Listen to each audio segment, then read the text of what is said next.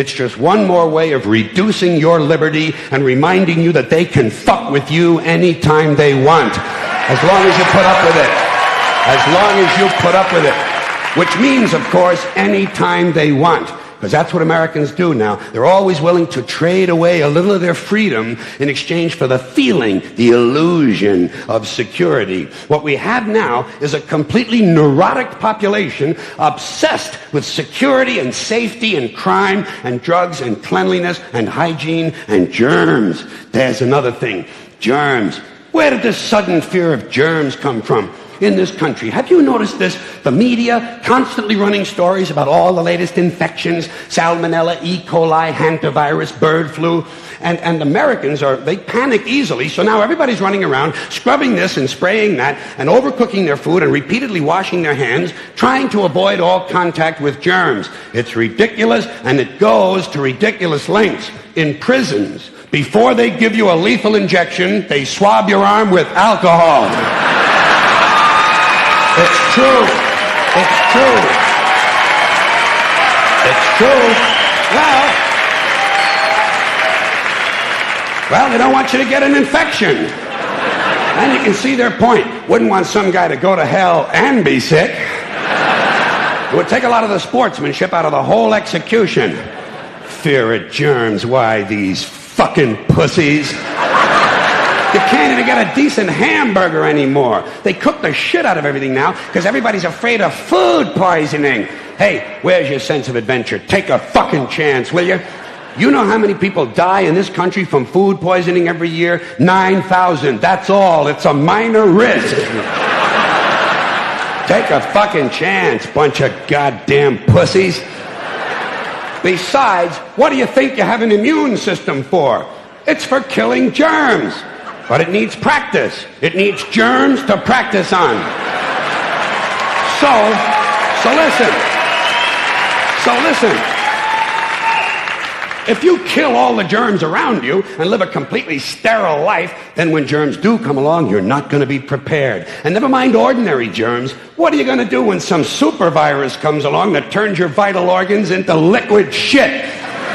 I'll tell you what you're going to do. You're going to get sick, you're going to die, and you're going to deserve it because you're fucking weak and you got a fucking weak immune system. Now, God damn it. Hey. All right. Let me tell you a true story about immunization, okay? When I was a little boy in New York City in the 1940s, we swam in the Hudson River, and it was filled with raw sewage, okay? We swam in raw sewage, to cool off. And at that time, the big fear was polio. Thousands of kids died from polio every year. But you know something? In my neighborhood, no one ever got polio. No one, ever. You know why? Because we swam in raw sewage. It strengthened our immune systems. The polio never had a prayer. We were tempered in raw shit.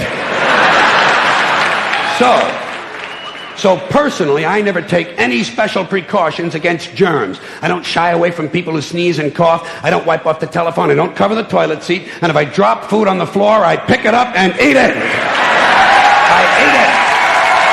Yes, I do. Even if I'm at a sidewalk cafe in Calcutta, the poor section, on New Year's morning during a soccer riot. And you know something? In spite of all that so-called risky behavior, I never get infections. I don't get them. I don't get colds. I don't get flu. I don't get headaches. I don't get upset stomachs. And you know why? Because I got a good, strong immune system, and it gets a lot of practice. My immune system is equipped with the biological equivalent of fully automatic military assault rifles with night vision and laser scopes.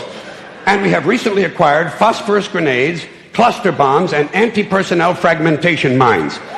So, when my white blood cells are on patrol, reconnoitering my bloodstream, seeking out strangers and other undesirables, if they see any suspicious-looking germs of any kind, they don't fuck around.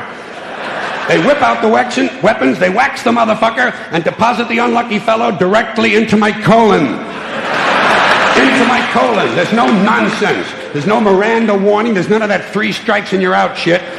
First defense, bam, into the colon you go.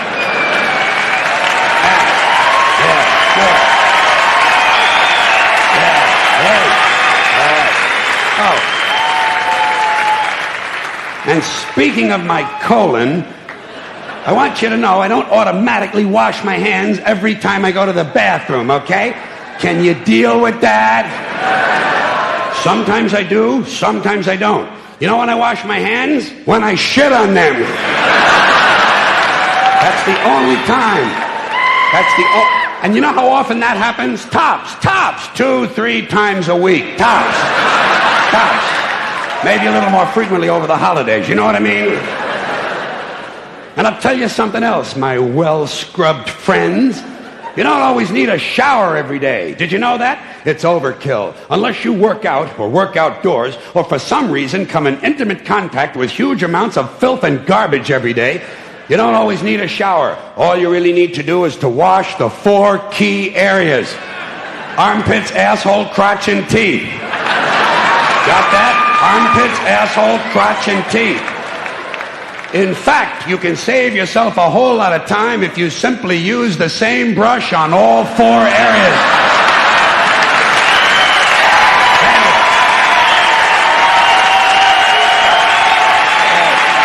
Thank you. I appreciate it. Thank you. All right.